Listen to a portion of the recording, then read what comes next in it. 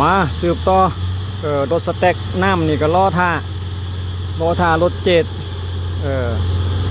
รอท่ารถมาเกียรทางแล้วก็จังจะได้ฉีดน้ำอีกว่าสันต่อไปเออได้พ่อกับรถเฮ็ดทางมือนี้เอ้ยพี่น้องเอ้ยรุ่นเอาใจช่วยให้คนเดียวไวๆรถโลก็จอดท่าอยู่ทางด้านหน้าพุ่น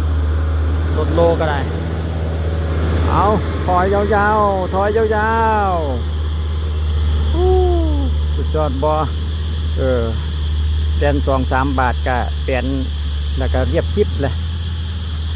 อยู่ใกล้ๆกับสายน้ำเงินได้พี่น้องเอ้ยจุดนี้ดิเอาเลี้ยวมาอยู่นี่ก็เห็นแหละเป็นทางคู่ขนานกันกับสายน้ำเงินเขตบ้านเทางอนเท่านี้เองพี่น้องเอ้ย